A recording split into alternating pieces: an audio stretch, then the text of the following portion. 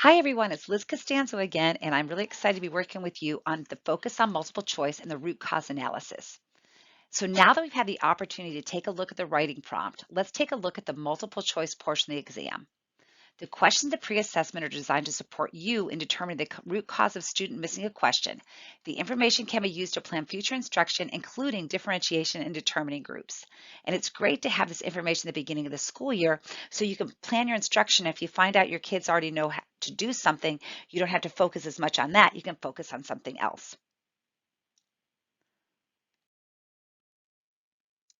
As we shared earlier, what we found really exciting about using Go Formative is the clarity that the data is represented.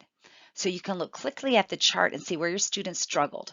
It also has a percentage of students who answered the question correctly at the top of the chart. So let's just take a moment and examine the data. Looking at the chart, what are the 3 questions that the students answered incorrectly the most? Or let me rephrase that. What are the questions that most students answered incorrectly? Just take 1 minute and look that over.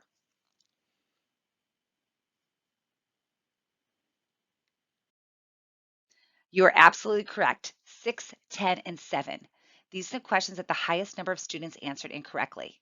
So if you want to pause the video for just a second, let's go pull that assessment back up and we're going to take a quick look at that. So go ahead and pause.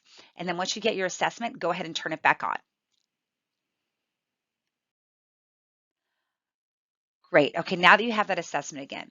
So first, I'm going to ask you to agree with me that the students read the question correctly.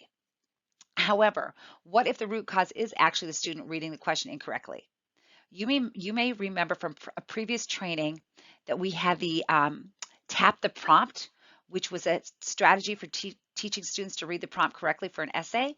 We've also included the strategy of highlighting nouns and verbs for students to also answer those multiple choice questions correctly. So this time we're going to agree that the students read the prompt correctly, yet they answered incorrectly. Okay, so now that we have that established, here's what I'd like you to do. You're going to divide a piece of paper into 2 vertical columns and label one, give one, and label the other column, get one. So you're going to select one of the top 3 most missed questions. And in the give one column, you're going to review the question and the response. Write down why a student may have missed the question. What is the skill or the skills the student needs to answer that question? Okay, that's in the give one.